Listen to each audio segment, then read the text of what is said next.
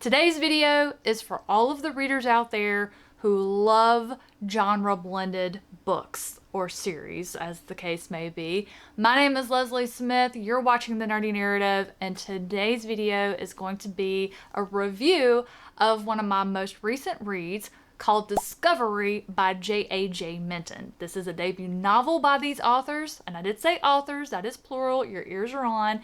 It's none other than the delightful family behind the channel, the BookTube channel, Talking Story.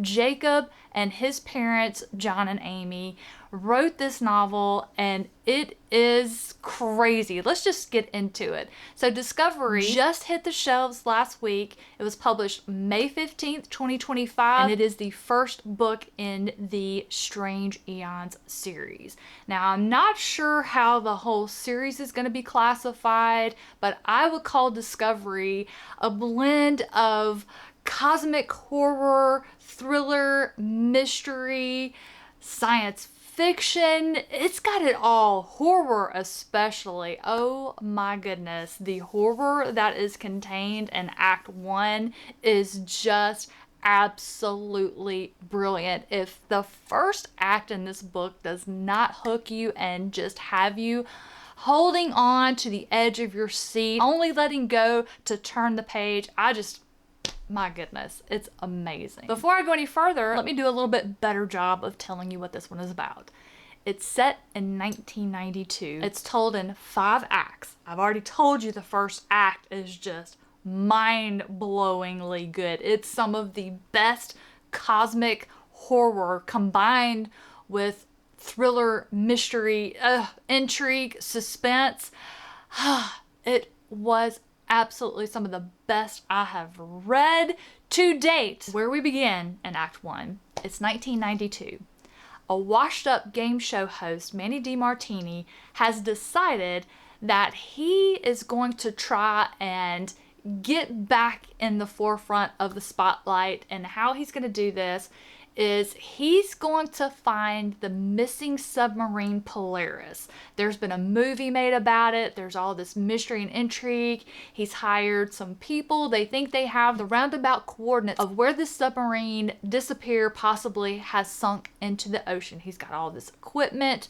He is determined that this is going to be his claim to fame and get him back in the limelight where he wants to be. And ultimately, he gets his wish. He will forever be infamous for what he discovers. And what he discovers, not only Polaris, but also this monstrous alien at the bottom of the ocean. And it turns out this alien is in a deep slumber.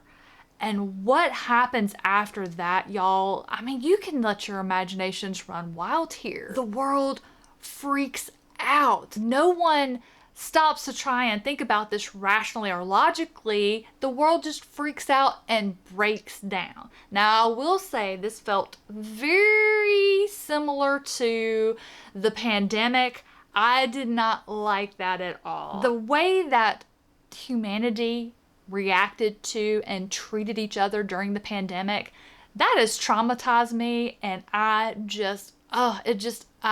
don't like it. But it was still good in the book. It was good in the book, but I'm just going, yuck. I didn't like the familiarity of it, but it fit what happened in the book.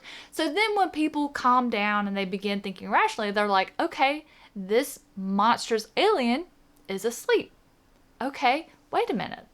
What if it was here first? What if we're the aliens? And why is it asleep? How long has it been asleep? Is it in danger of waking up? What does that mean? And so this is how Acts 2, 3, 4, and 5 evolve. We're in different points of view for these different acts, and I'm going to be completely honest with you. Acts 2 and 3, I was pretty lost. The second act, I had no idea what was going on. I didn't understand the importance of the work that they were doing until about halfway through Act 4, and all of a sudden that's where everything's coming together. We see the common thread between all of the points of views and the different acts of the book, and then it just, I mean, Act 5 was brilliant. It was absolutely brilliant how all of these puzzle pieces fit together and how this ended and what it could mean for the rest of the series. It's just one of those types of books where you just keep going and you trust that the authors are going to make it make sense. I'm sure a lot of you out there that are smarter than me, that have a more analytical mindset, you're probably going to sail right through going, why did she not understand the importance of what Oliver created, what that meant? And it's because I did not fully understand what it was that he was doing until the light bulb went on about halfway through Act 4. That's when I got it, and I was like, oh, okay, now I see. What I think I loved the most about this book is the mystery is not left to hang over the entire series. We get a lot of answers, and I loved that. I love that I got some of the big questions answered, and they led to more questions as far as what in the world is about to happen in book 2. Now, for those of you who are character-driven readers, you might struggle with this one. I know I did. I felt that we were moving from act to act to act without staying long enough with the characters. I was getting to know what the characters' work was and what their purpose was, not so much as the character, to get invested in the character. Though there was one that I absolutely love, and her name I just ran a blank. For those of you who have read it, it's the nun. Why did her name just completely escape me? I want to say it starts with an M, but that might be wrong. I think I might be confusing her with a nun in another book that I love. Or maybe I just love characters who are nuns.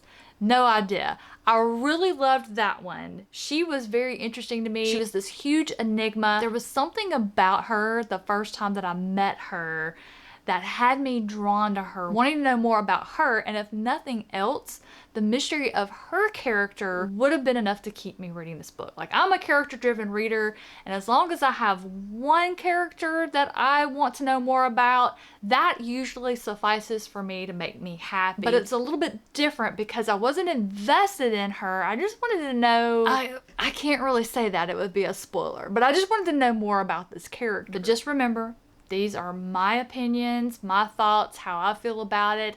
I think Discovery is a plot-driven novel, and if you enjoy a good science fiction mystery, if you like a book where humanity is hovering over the edge of a possible apocalypse, I think you would really enjoy this one. And that's going to be a wrap for me today. My thoughts and opinions regarding Discovery by JAJ Minton. If you've read this one, I would love to hear from you in the comments down below. Please keep it non-spoiler so that anyone who hasn't read the book yet doesn't see any spoilers. If you must talk spoilers, please type spoilers in all caps and hit enter a whole bunch of time so that no one accidentally comes across it, and we'll have some fun discussing the book together down below. Thank you so much for watching today. Hope you enjoyed it. Have a fantastic rest of your day, and I will catch you in the next one.